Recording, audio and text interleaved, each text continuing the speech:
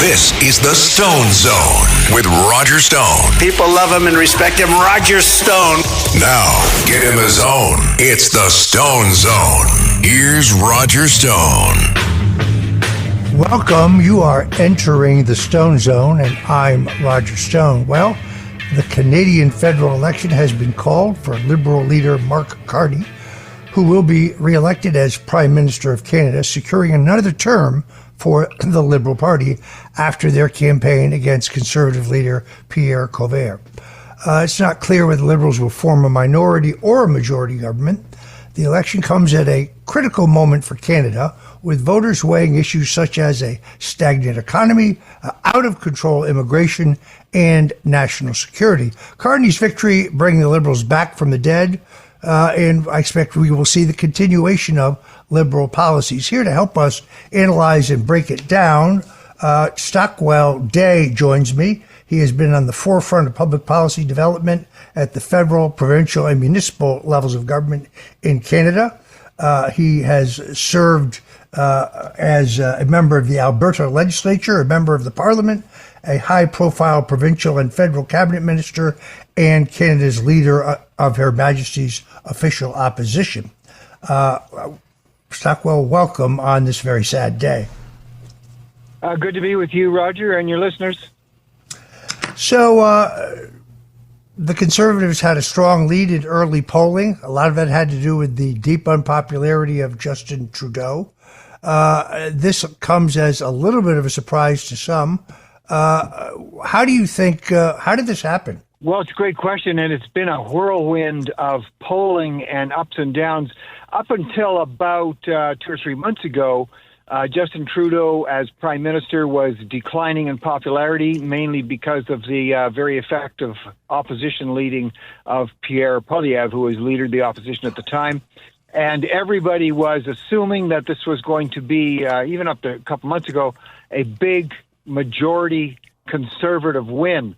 Unfortunately, Poilievre was so effective as opposition leader that Trudeau kept going down in the polls to the place where his party basically punted him out.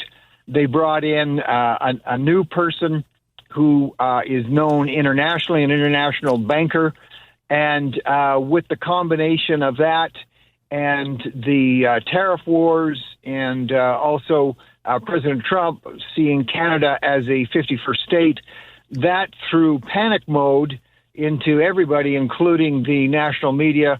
And national media ran stories for a couple of months suggesting that Mr. Carney would be a better fit as Prime Minister to fight the tariffs than Pierre Poilievre, which was wrong in my estimation. But that caused the polls to radically turn around. Actually, up until about a week ago, all the polls were then saying it was going to be a Liberal majority, but Pierre Poilievre and the Conservatives started clawing their way back, but not enough to stop the Liberals getting what we call a minority government. I mean, this election went so poorly for the Conservatives that the Canadian Conservative Party leader, Pierre Poilievre, lost his own seat in Monday's elections. He received only 46.1% of the vote for his own seat, was defeated by Liberal Bruce Vanjoy, who won with 50.6% of the vote. I actually thought he was an excellent candidate, an excellent communicator. You may recall last time you were with us, we played that great audio of him answering questions while chomping on an apple from a smart-ass reporter. I was very surprised at this turn of events. Do you think that President Trump's trolling of Pierre Trudeau, talking about Canada being the 51st state, which was always a joke, and talking about Trudeau being governor of Canada, which was also always a joke, do you think that was detrimental to the Conservatives? It was probably it's a great question. It was probably the single most detrimental hit, because Canadians quite rightly are quite sensitive about being seen as a 51st state. We've always been a key ally of the U.S., and ally being our closest friend as far as miles go. And to be suddenly caricatured as a 51st state, most Canadians found that offensive. And they saw in Mr. Carney the ability, because he sort of sold the message that because he'd been a globalist banker and head of the Bank of Canada at one point, head of the Bank of England at another point, that he would be better suited. That's obviously not a view that a lot of people share. But yeah, that portraying as Canada as a 51st state became a rally cry for the Liberals.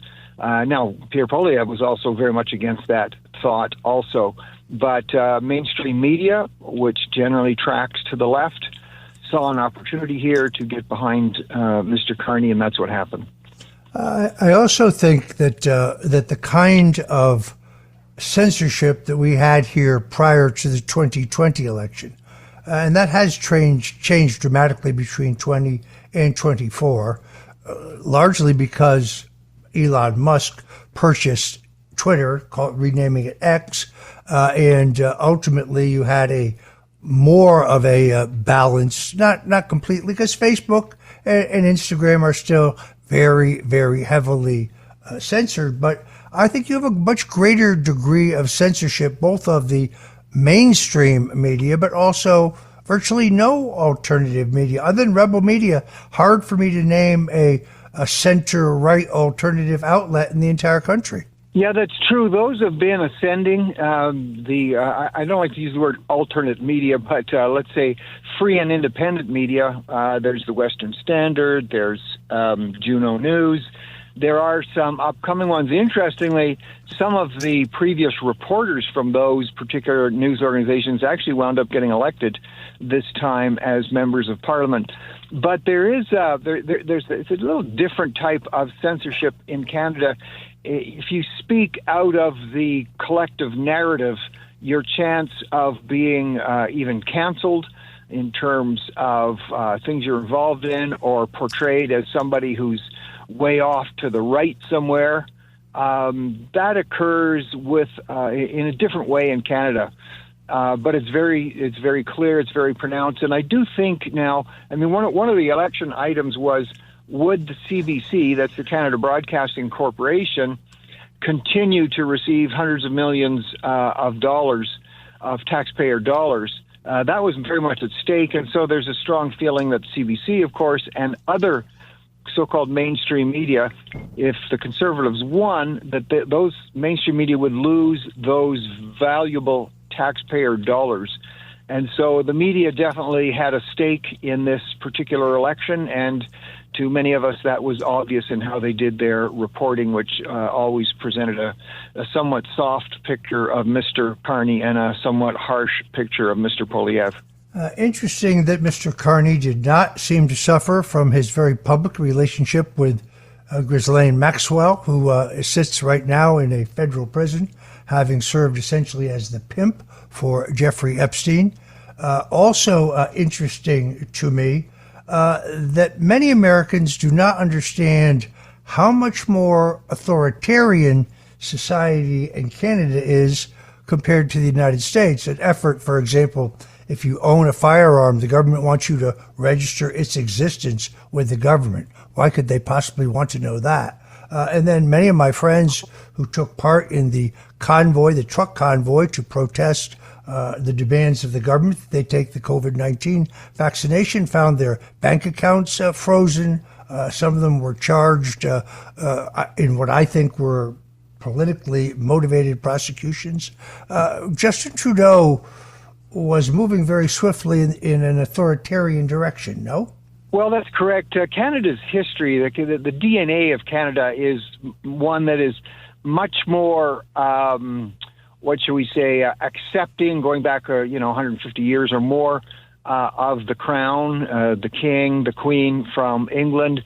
And there's a large group, a large influence in Canada called the United Empire Loyalists that when the opportunity, they were living among the colonies at the time, when the opportunity came to take on the king and fight the king, as happened in the colonies, hundreds, if not thousands and thousands, moved to the north to what became Canada. So there is that strong DNA within Canadian thinking and culture that is much more deferential to authority. We can argue whether that's good or bad, and not quite as offended about things like higher taxation. My own family roots go deep, and though my ancestors were part of the original colonies, my mother's side of the family moved north. She was one of the United Empire Loyalists. My father's side of the family stayed in the U.S. to fight the king, to fight authoritarian control, and to fight high taxation. So I myself, I'm a product of that by partisan nature, you could say, or binary nature of Canada. And when you have a media, mainstream media, which is, again, more deferential to certain elements of authority, then that gets exacerbated at times like this, and you'll see that side of Canadian character kind of rising to the fore a little more than the revolutionary side.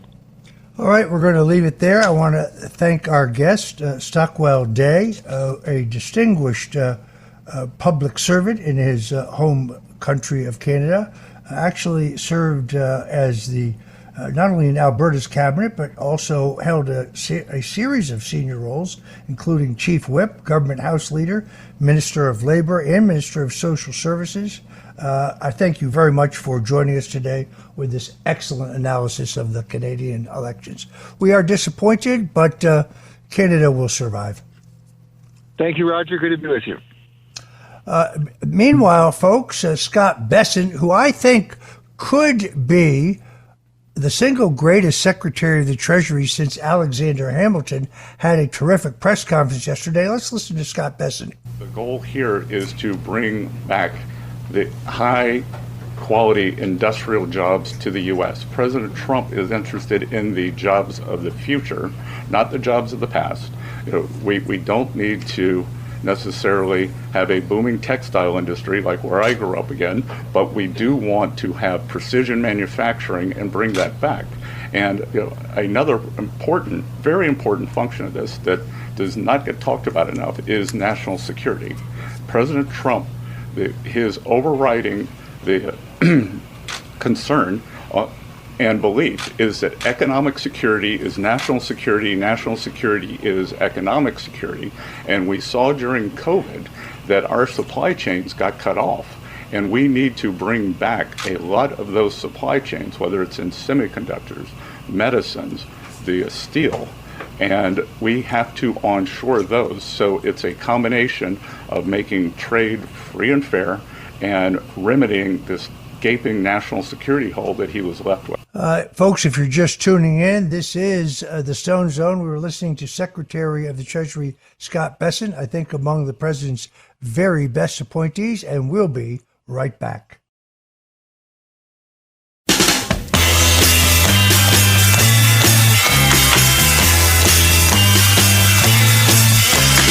I'm not your stepping stone.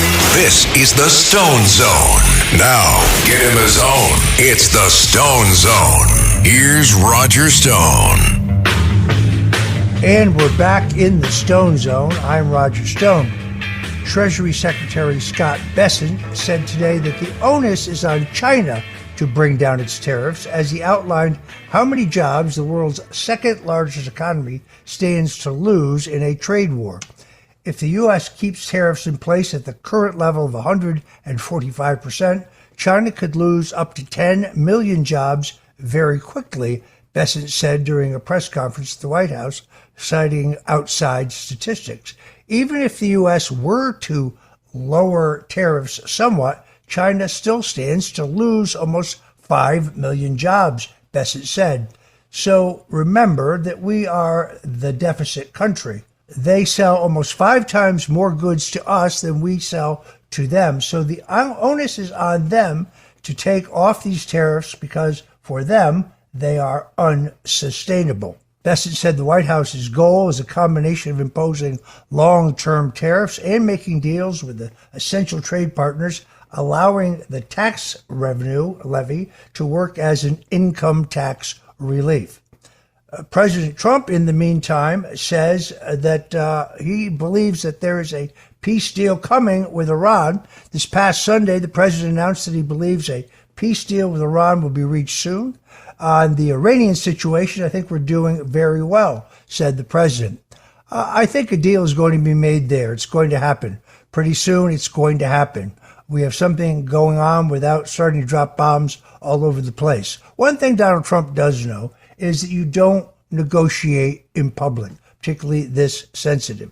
The U.S. and Iran concluded on Saturday the third round of nuclear talks and agreed to meet again on May 3rd. U.S. President Donald Trump's special envoy, Steve Witkoff, has been leading the nuclear deal negotiations with Iran in Oman, the Gulf nation which is acting as a mediator during these negotiations. On Saturday, the parties broached the technical details of a possible nuclear deal for the first time, especially the limitations the U.S. wants to impose on Iran's nuclear program and the sanctions Iran wants the United States to lift. The talks in Oman were positive and productive, according to one senior U.S. official. There is still much to do, but further progress was made on getting to a deal. Donald Trump ran as the peace candidate, and I believe he will deliver peace. I was also deeply disturbed by the news that Virginia Giuffre, who was one of the victims of Jeffrey Epstein, one of those who refused to settle between the time that Epstein was charged in Florida with sex crimes and the time years later when he was charged federally, had committed suicide, or at least reportedly. Interestingly, I interviewed Giuffre extensively for my book, The Clintons' War on Women. I have almost 12 hours of audio tape, and I read every single word of her sworn testimony. What's interesting to me as I go back and look at those records and listen to the tapes is that Virginia Giuffre was the single most damning witness when it came to Bill Clinton. She specifically testified that she saw Clinton chatting up two 16-year-olds when she, Giuffre, was led from the room. This was on Epstein's Island in order to have sex with Epstein. So she couldn't say definitively that Bill Clinton had sex with the two 16-year-olds, but on the other hand, it's Bill Clinton that we're talking about.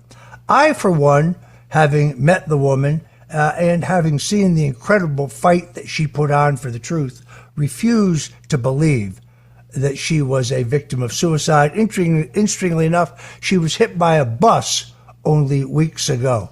So I'm not buying the official narrative. I'm Roger Stone. You're tuned into the Stone Zone. Whatever you do, please don't touch that dial.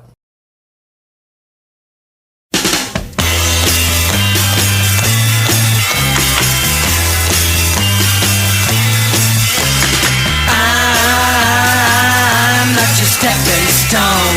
This is the Stone Zone. Now, get in the zone. It's the Stone Zone. Here's Roger Stone.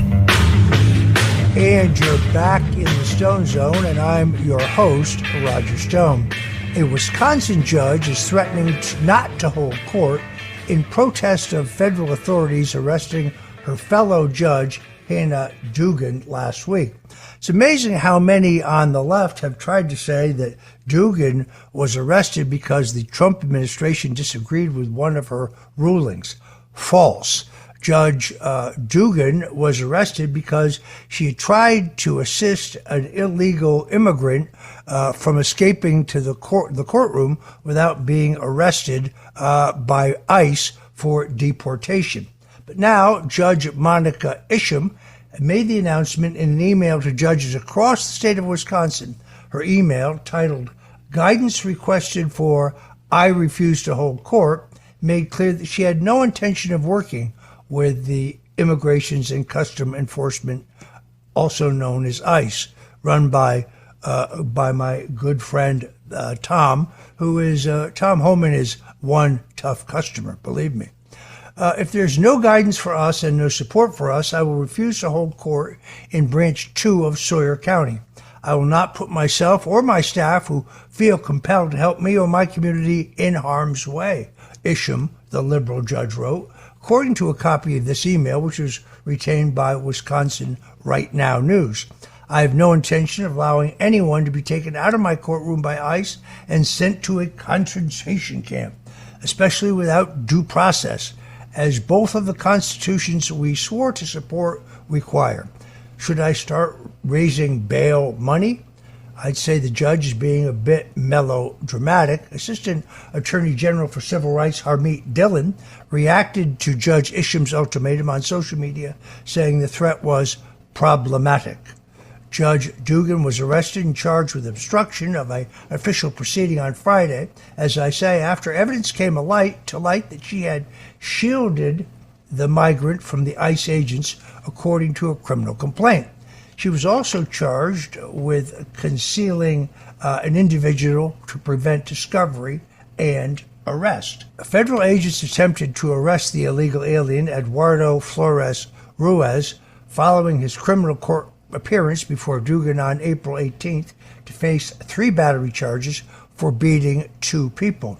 It's amazing how the left has continued to insist that the president has no authority to deport these illegals, when of course he has every authority to do that. Michigan Democrat Sri Thanadar has filed articles of impeachment against President Donald Trump. This guy is kind of the Indian Al Green. You remember him. Al Green was the congressman from Texas who filed articles of impeachment against Donald Trump within hours of him being sworn into his first term. There's zero chance that impeachment will pass the House, but the Democrats do this, I think, to lay down a marker. It is amazing that they never quite give up in this enormous psyop. So it's interesting to me that now, suddenly, the very same polls, specifically the New York Times, among others, the very same polls that said that Kamala Harris was going to defeat Donald Trump are now showing that the president is unpopular with the American people. Pardon me if I don't believe it. Here's the thing about polls. Anyone can rig a poll who understands them. You do it several different ways. One way is by having bias in the way the questions are worded. Another way to do it is by the order of the questions. A third way to do it, of course, is having an inaccurate sample size. That seems to be the case in the 2 leading polls that show Trump's disapproval rating rising. According to the New York Times, only 37% of the people in their polling sample voted for Donald Trump. So there you have the absolute proof that these polls are part of a psyop. We saw this before in the run-up to the 2024 election, where the polls didn't match the results at all. It was funny at the White House Correspondents' Dinner to see the collection of quote-unquote reporters. The funniest joke, I thought, was the fact that Axios journalist Alex Thompson, who suggested that the media didn't report on Joe Biden's obvious cognitive decline because his handlers had covered it up, was celebrated. Thompson claimed that Biden's decline and its cover-up by the people around him is a reminder that every White House, regardless of party, is capable of deception. But being truth-tellers also means telling the truth about ourselves. We, myself included, Thompson said, missed a lot of the story, and some people trust us less because of it. Talk about understatement. Here you had the entire White House press corps who insisted virtually to a man and a woman that Joe Biden was sharp as a tack behind closed doors. Remember that one? That's what they're saying about Pope Francis right now. Anyone with eyes and ears could see Biden's mental decline, but now the media is trying to rewrite history, something they're great at, by pretending that they hadn't actively covered it up. It's truly remarkable. Thompson said, "We bear some responsibility for faith in the media being at such lows. I say this because acknowledging errors builds trust, and being defensive about it further erodes it. We should have done better." Now, note, Thompson was being given an award by his colleagues because he actually reported that Joe Biden was in a steep cognitive decline, something all of them knew, but virtually none of them wrote. Yes, Thompson now says he regrets that he and the rest of the establishment media have lost the credibility they needed in order to trick the American people into believing their lies. It's too late now for Thompson and the establishment media. They are forever branded by our president as fake news. The University of Zurich has admitted to using AI bots to secretly manipulate users of the liberal website Reddit since November of 2024. Reddit is yet another one of those social media platforms where I have been banned since 2017. I once had 980,000 followers on Twitter. I had about 158,000 on Instagram. I had about 85,000 on YouTube. And then on one day, with each of those companies insisting they never spoke to each other, I was banned without reason. By the way, they don't even send you an email or a text message to tell you why you have banned or that you have banned. You just wake up one day and your page is gone. Anybody who thinks that the problem of censorship is behind us is really not paying attention. Yes, there is no question that Elon Musk has made enormous strides towards solving the problem. And although it is not perfect, X, which used to be known as Twitter, is still the leading free speech site in the country. I had the great honor of meeting Elon Musk about a week ago at Mar-a-Lago, and I told him that I thought he was probably the most important figure in the history of the First Amendment and free speech in this country. I have to admit that when I was admitted back onto Twitter, I just went online and I filled out a form seeking reinstatement. I figured that I would never hear anything and that would be the end of it since, well, I'm still banned on Facebook, still banned on Instagram. To my surprise and delight, the company reviewed my form and I was restored. But instead of 980,000 followers, now I had about 25,000. I have slowly built that back up to somewhere around 830,000. You can follow me, by the way, on X at Roger J. Stone Jr., Roger J. Stone Jr. The other problem, of course, is there's a bunch of Roger Stones on Twitter who are not me. They use the same avatar, they use the same artwork, but they list themselves, for example, as Roger Z. Stone Jr. It's a constant fight. I constantly have to report them and ask that they be removed. And as soon as they are, a new one drops back up. The problem is even worse on Facebook. On Facebook, where I have no profile at all, there are at least 5 Roger Stones, and they're doing a very healthy business in cryptocurrency and other products. I was in a restaurant about a month ago. A guy came up to me and said, "Hey, Stone, where's that cryptocurrency, that Bitcoin I bought from you?" I had no idea what the guy was talking about. I don't sell cryptocurrency and I don't sell Bitcoin. But it's amazing how many Roger Stones there are on Facebook. I go to my lawyer. My lawyer registers a complaint. We hear nothing. Then after a long period of time and several follow-up letters, they remove these profiles, and then they literally pop up a few days later with slight deviations.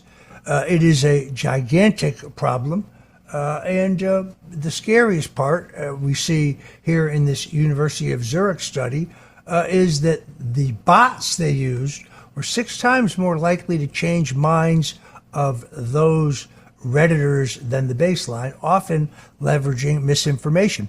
I see this every day where there are individuals, presumably bots, who continue to repeat things on X that aren't true. Let me give you an example. Roger Stone was seen on Epstein's Island. He was wearing a bull mask, and we knew it was him. We could tell from his Nixon tattoo because he wasn't wearing a shirt. Now, no one ever puts their name on that claim because they knew that I would sue them in a New York second.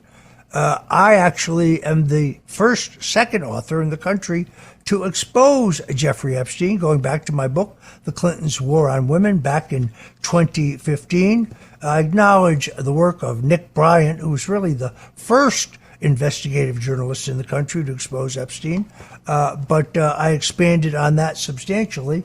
That book is still in publication. That book probably got me indicted, actually. It's a compendium of the crimes of Bill and Hillary Clinton. But the longest chapter in the book makes many references to the information given to me by Virginia Giuffre. The woman who I reported earlier has reportedly died by suicide. Once again, she was hit by a bus only weeks ago, and she actually left a message in which she said, "I am not in any way suicidal." I'm paraphrasing. If you hear that I have committed suicide, be skeptical. There's very little doubt in my mind that the Epstein victims who refused to settle, because when they settled, they signed non-disclosure agreements, are being bumped off. Congresswoman Anna Paulina Luna of Florida actually said on X, I guess it was the day before yesterday, 2 Epstein victims are now dead. Every day, the DOJ delays releasing the Epstein client list. Public trust erodes and more lives are put at risk. I'm calling on the DOJ and AG Pam Bondi to act immediately to release the files. The American people deserve to know the truth. Could not agree more.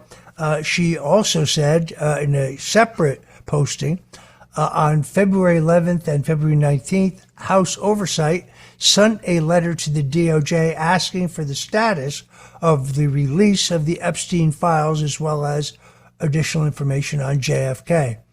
To date, the DOJ has not responded. Reaching out now here on X because we can't seem to get a response from the Attorney General.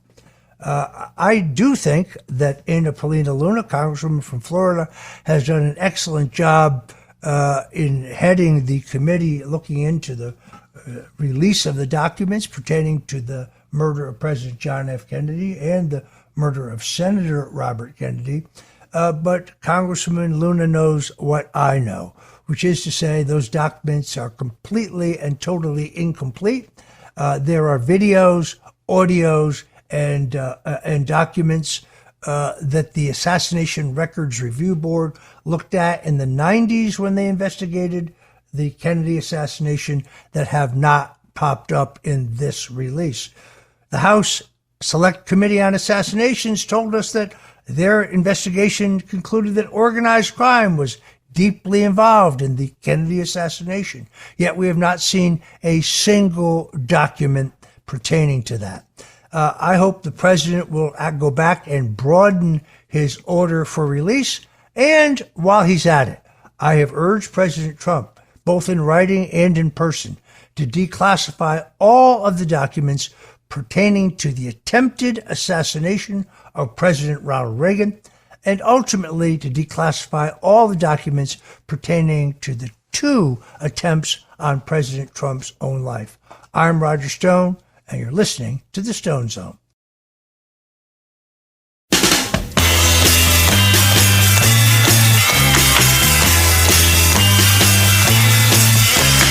I'm not your stepping stone. This is The Stone Zone. Now, get in the zone. It's The Stone Zone. Here's Roger Stone. And we're back in The Stone Zone. Controversy continues to rage over the mortgage records of New York Attorney General Letitia James. I have interviewed both Sam Antar, very interesting character. Sam Antar went to prison in one of the largest security frauds in American history, paid his debt to society, did some serious jail time, but when he came out, he turned his life around using his forensic skills and his knowledge to help governments and law firms ferret out corruption and fraud.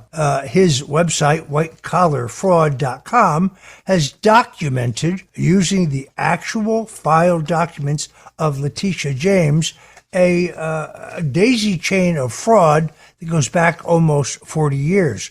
The documentary filmmaker and author Joel Gilbert has done the same in a series at the Gateway Pundit. But it was interesting to see Errol Lewis of New York One.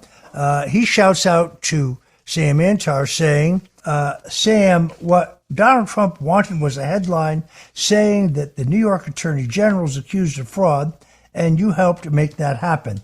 The facts are not terribly interesting, in my opinion, and we'll let the Justice Department see how this works out, see what they find.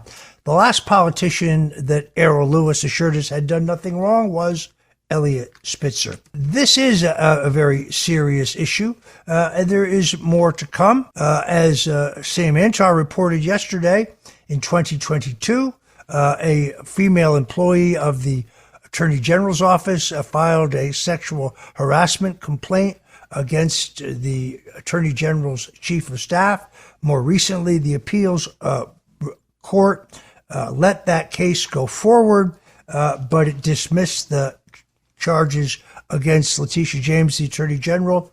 The lawyer representing the state employee, Sophia Quintara, tells me that will be appealed. This is going to be a very interesting case, and we're going to be following it. I also continue to say that when you examine the multi-million-dollar fraud perpetrated by ActBlue, which is the Democrat payment processing app that is being used to launder millions and millions and millions of dollars into the campaigns of Democrats, well, the campaign of Letitia James is one of the greatest offenders. This is very clever. People can give by credit card, but they turn off the function which checks the address against the card. Interestingly enough, in most cases, the donors, or alleged donors, give a very large number of small and medium-sized contributions, as opposed to one large contribution. When you go locate these so-called donors on their front doorstep, you show them a spreadsheet of their donations, in this case to Letitia James. 7 out of 10 who are willing to be interviewed say they made no such contribution. 19 state attorney generals have opened an investigation into ActBlue, and I think ActBlue will yet be the New York Attorney General's next headache. We're going to be following this story very closely.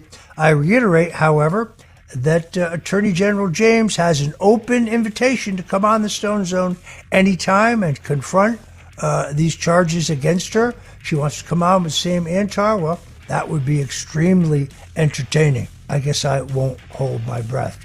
I want to thank you for joining us today in the Stone Zone. We cover news, politics, history, sports, style. I've got to get more of my mother's recipes in there. I've been a little lax on that. I'm starting to get complaints about it. But we try to do it on a bipartisan basis. I criticize Republicans and Democrats in any event. Until tomorrow, when we meet again, God bless you and Godspeed. And thanks for following us here in the Stone Zone.